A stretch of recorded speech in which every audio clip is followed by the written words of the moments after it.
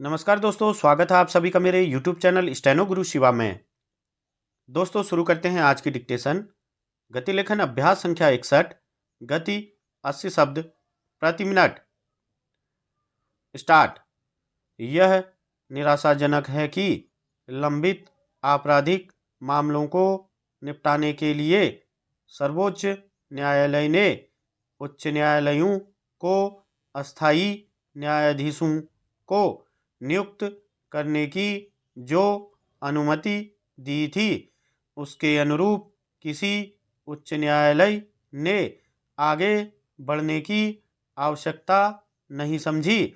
वैसे तो supreme court ने उच्च न्यायालयों को अस्थायी न्यायाधीश नियुक्त करने की सुविधा करीब 4 वर्ष पहले प्रदान की थी, लेकिन कोई प्रगति होते न देख उसने लगभग 1 महीने पहले अस्थायी न्यायाधीशों की नियुक्ति संबंधी शर्तों में छूट भी प्रदान कर दी थी।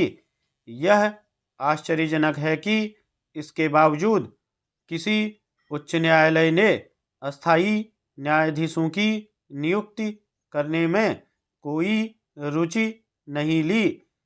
क्या इसका आशय यह है कि उच्च न्यायालयों को लाखों लंबित मामलों का निपटारा करने की कहीं कोई चिंता नहीं? वस्तुस्थिति जो भी हो, यह ठीक नहीं कि लोगों को समय पर न्याय देने के मामले में कहीं कोई उत्साह नहीं दिखाया जा रहा है।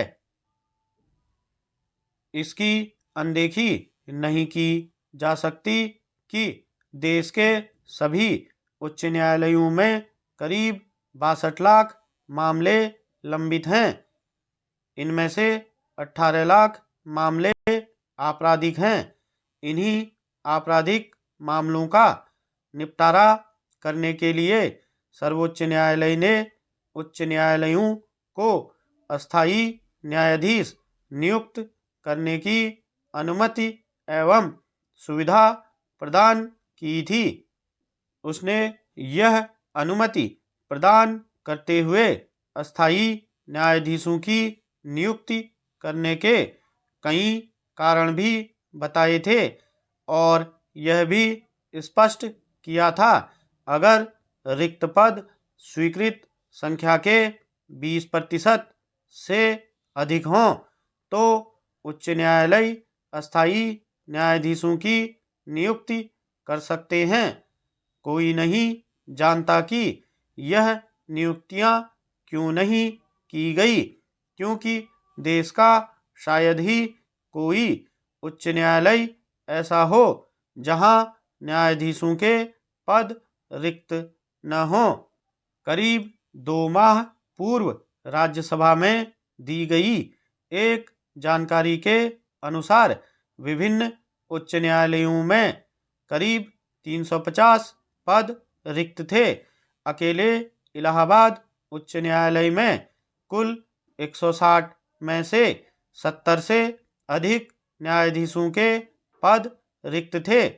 इसी तरह की स्थिति अन्य अनेक उच्च न्यायालयों की भी थी। यह पहली बार नहीं है जब उच्च न्यायालयों ने न्याय चक्र को गति देने में उत्साह का प्रदर्शन न किया हो। इसके पहले यह सामने आया था कि उच्च न्यायालय पूर्व एवं वर्तमान जनप्रतिनिधियों के आपराधिक मामलों की सुनवाई कर रही MP MLA अदालतों की अपेक्षित निगरानी नहीं कर रहे हैं।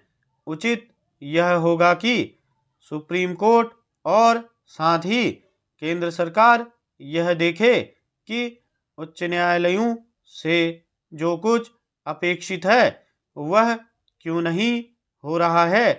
इसी के साथ यह भी आवश्यक है कि न्यायाधीशों की नियुक्ति की कॉलेजियम व्यवस्था में भी सुधार हो।